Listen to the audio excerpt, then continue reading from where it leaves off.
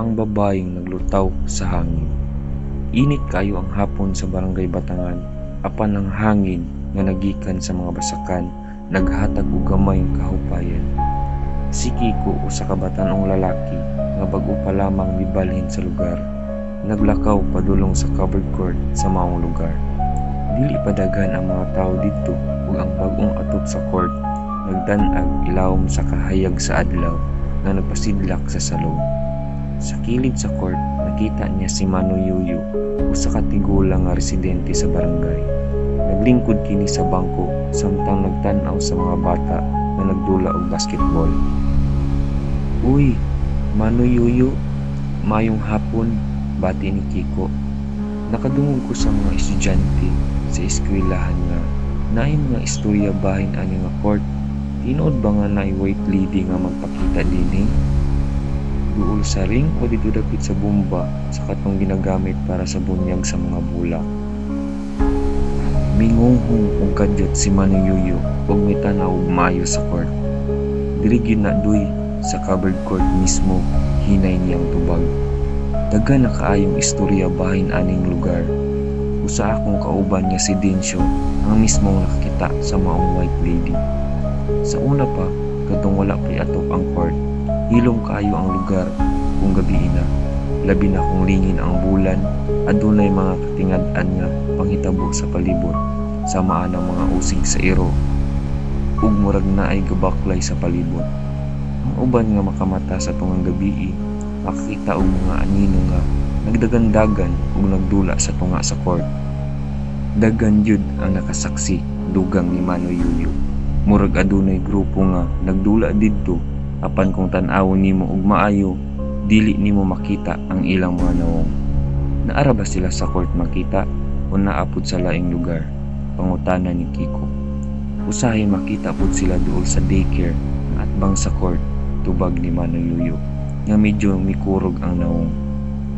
Kanang lugar gikan sa court, padulong sa daycare, murag didto yun na sila magdula. Murag ilag yun ang lugar, nang hapaw siya, gamay ayha ni istorya. Sa among kabatan-unan, kami nga mga barkada, kanunay magkita sa court kung gabii, maglingkod rami didto ug mag-istorya.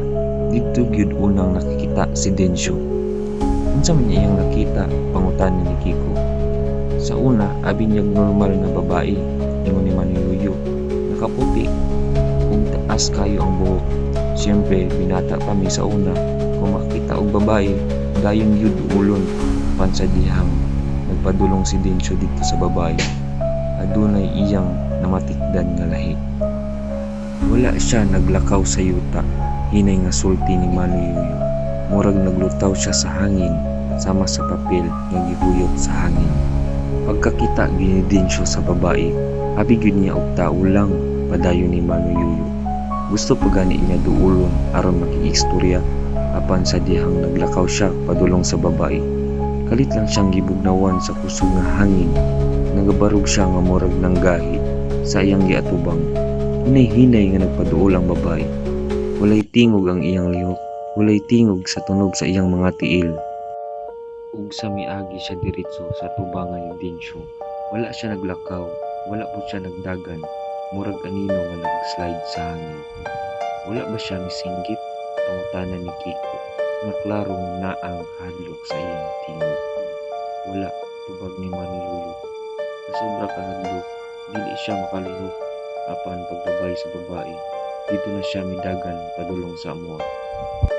Hangos kaayo si Densyo pag-abot niya. Miingon siya, murag kandila nga giuyog sa hangin. Dili gid siya normal nga tao, tungod kay kaila nila si Densyo nga dili tigbakak ug seryoso kaayo kini. Daghan mituo sa iyang giingon. Unsa man hitabo niya human ato, pangutan ni Kiko. Wala siya na unsa, tubag ni Mano Yuyu, o gipatan-aw siya sa maong mananambal. Gidala siya sa ginuyuran, diin adunay bantugang albularyo. Sumala sa mananambal, dili raw puyo sa espiritu nga manghadlok. Napili lang gyud si Densyo, ingon ni Mano Yuyu. Kay nabantayan sa espiritu, gwapo pud baya si Densyo sa una. Aron mapahilo na ang mga espiritu, gihimo nila ang usa ka ritual na ay mga pag-ampo ug anunay giihaw nga manok.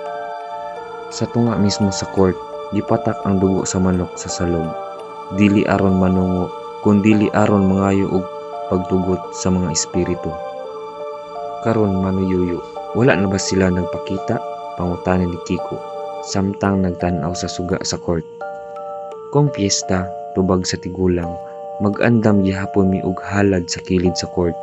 Apil gihapon sila sa lugar. Sukad sa panahon nga adunay usa ka tawo nga namatay sa court, panahon sa piyesta, nahimo ng tradisyon ang pag-alay aron malikayan ang daotang panghitabo. Usahay naa gihapon mga nabuyagan, dugang niya. Labi na ang mga kabatan-unan nga dili motuo, manghubag ang mga tiil ug kalitrag kaluya. Sakit nga walay klarong hinungdan, apan kung matambalan sa mananambal ug muhalal og bisan piso o 5, maayo ra dayon. Mitutok si Kiko sa palibot. Karon hayag na ang palibot. Naay atok, naay suga ug daghan na pud og mga balay sa palibot. Dili na pareho kami nga og kahadlok sama sa una. Dili na kayo hadlok karon, ingon siya. Mingisi si Manuyuyo. Dili man sila dautan iyang tubag. Basta kabalo lang ta mo respeto. Sumala sa mga katigulangan, adunay mga espiritu nga gipadala sa kalibutan aron magbantay sa palibot.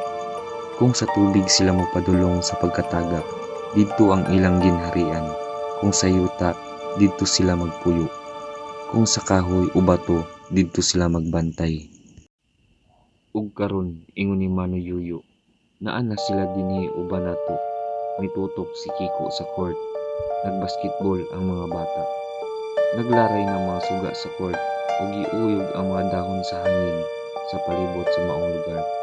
Dili na kaayo siya mahadlok. Kung tinuod man ang mga espiritu, tingali, kinahanglan lang sila respetuhon.